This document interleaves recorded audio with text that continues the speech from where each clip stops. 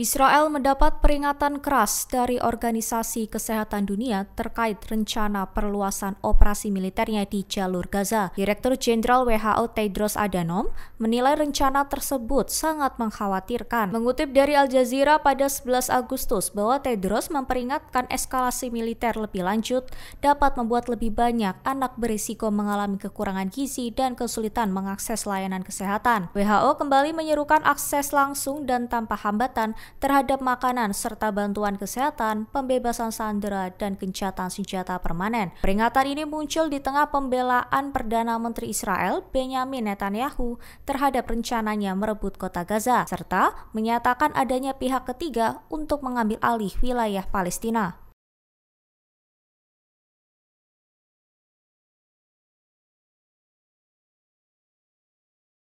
Hamas menuding Perdana Menteri Israel Benyamin Netanyahu berupaya menutupi kejahatan perang yang dilakukan di jalur Gaza. Mengutip dari Al-Mayadin pada 10 Agustus bahwa gerakan itu menyebut pernyataan terbaru Netanyahu hanyalah usaha putus asa untuk membebaskan Israel dari tuduhan genosida, kelaparan, dan pembatasan media yang telah menewaskan lebih dari 18.000 anak. Hamas mengutip puluhan laporan PBB dan lembaga internasional yang mendokumentasikan dugaan genosida tersebut.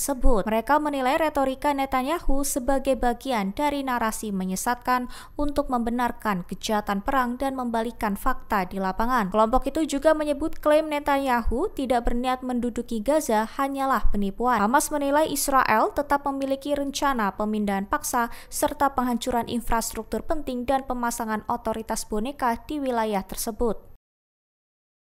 Anggota Kongres Amerika Serikat Pramila Jayapal mendesak Washington untuk segera menghentikan pasokan senjata ke Israel. Ia menyebut tindakan itu perlu dilakukan menyusul serangan terbaru militer Israel yang menewaskan 5 wartawan termasuk seorang jurnalis terkemuka dari Al Jazeera. Mengutip dari Al Jazeera pada 11 Agustus bahwa Jayapal menegaskan militer Israel telah membunuh lebih dari 200 jurnalis serta pekerja media sejak agresi di Gaza berlangsung. Politisi dari Partai Demokrat itu juga mengungkapkan telah bergabung dengan rekannya Rashida Tlaib untuk mendorong pembatasan penjualan senjata AS ke Israel. Keduanya bahkan telah mengajukan rancangan undang-undang pada April lalu dengan tujuan membatasi aliran persenjataan Washington ke Tel Aviv sebagai langkah untuk menghentikan pelanggaran yang disebut mereka sebagai genosida.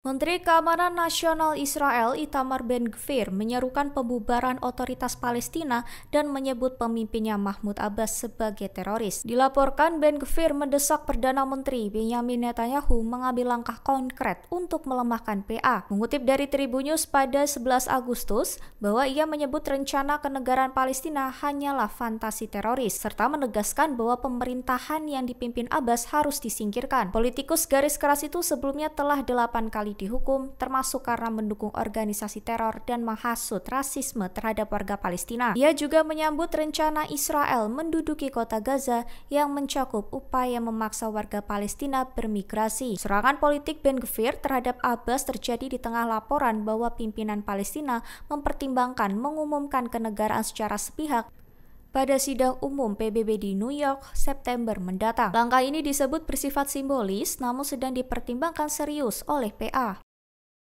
Perdana Menteri Israel Benyamin Netanyahu mengecam langkah Australia yang akan mengakui Palestina secara resmi. Mengutip dari Tribun News pada 11 Agustus bahwa ia menyebut keputusan itu sebagai tindakan memalukan dan tidak akan membawa perdamaian bagi Israel. Sementara itu, Perdana Menteri Australia Anthony Albanese mengumumkan pengakuan resmi yang akan dilakukan pada sidang umum PBB September 2025 mendatang. Albanese menilai solusi dua negara adalah cara terbaik mengakhiri konflik dan penderitaan di Gaza. Langkah ini menandai perubahan besar dalam kebijakan luar negeri Australia yang selama ini berhati-hati terhadap isu Israel-Palestina. Keputusan tersebut juga didorong oleh meningkatnya tekanan publik termasuk aksi protes ratusan ribu warga di Sydney yang menuntut penghentian perang di Gaza. Download Tribun X sekarang, menghadirkan lokal menjadi Indonesia.